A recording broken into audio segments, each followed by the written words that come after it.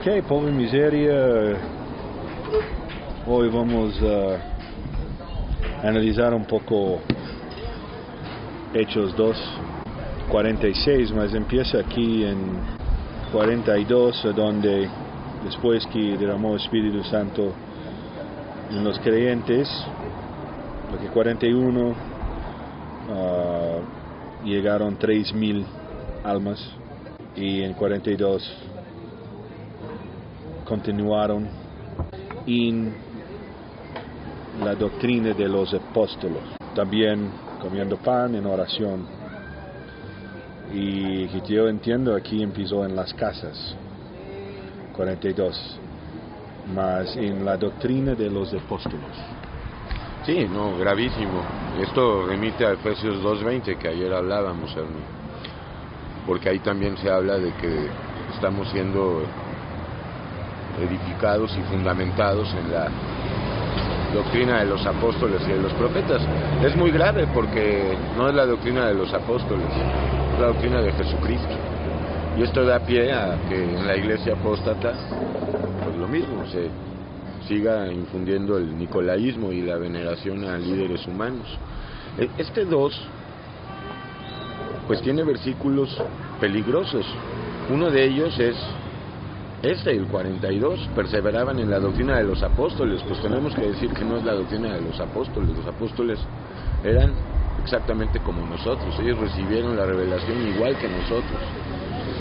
Pero la intención aquí hoy, Ernie, es hablar sobre todo del versículo 46, dice así: y perseverando unánimes cada día en el templo, esta es la cuestión que queremos discutir, y partiendo el pan en las casas, comían juntos con alegría y sencillez de corazón. Pues si no es el corazón de Cristo, pues también eso habría que explicarlo, ¿no? Pero aquí la cuestión es por qué se reunían en el templo, si el templo somos nosotros. Y la otra es si Yeshua cumplió la ley, ¿por qué regresan al judaísmo? Así es, esto es lo que hoy estamos pues hablando, porque es cierto que era la primera edad de la iglesia, es cierto que estamos hablando del día de Pentecostés, o cuando recién fue derramado el Espíritu Santo. El templo en Jerusalén estaba todavía en pie, todavía no había sido destruido por el emperador romano. Entonces es poco claro por qué se reunían en el templo, si el templo somos nosotros, la iglesia, la casa de Dios, porque esto da pie otra vez a la idea de que la iglesia es el templo, vaya, la estructura de piedra o de ladrillo o de mármol, lo que sea.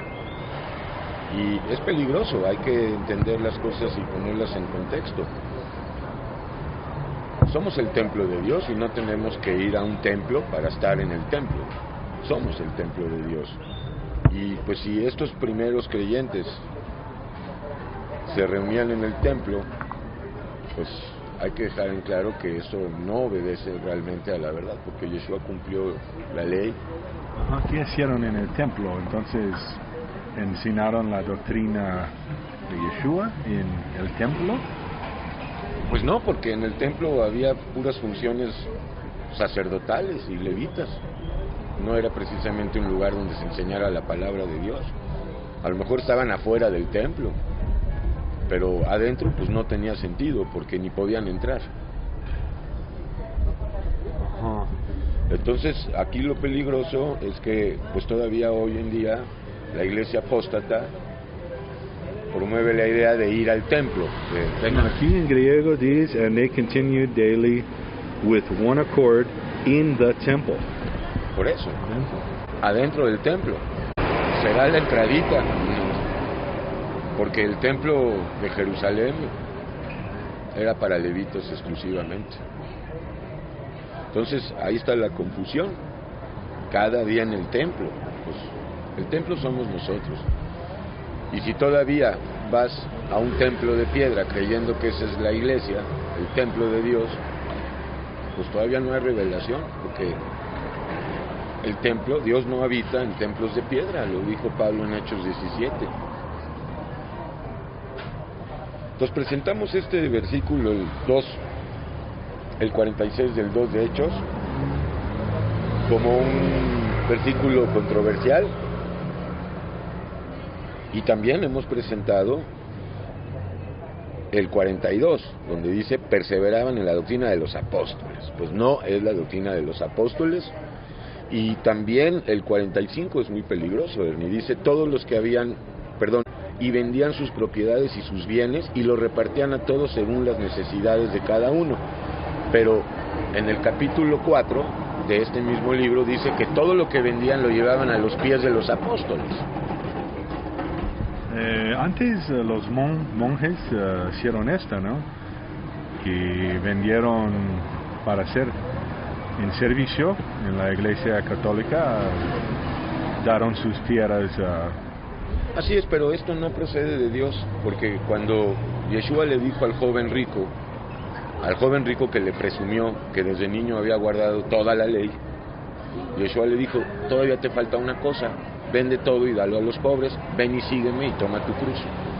Pero lo que Yeshua le quiso decir espiritualmente no era tanto que vendiera, sino que renunciara. Porque Dios no nos está pidiendo que vendamos nada, nos está pidiendo que renunciemos a todo, lo cual es mejor y mayor. Porque si Él mañana te quiere añadir a ti, Ernie, digamos, $10 millones, pues te los va a dar con un propósito, ¿verdad? Y lo único que nos pide es que no hagamos nada nuestro ni a nadie nuestro. Pues aquí no se trata de vender, sino de renunciar. Y este versículo es peligroso porque dice, y vendían todo.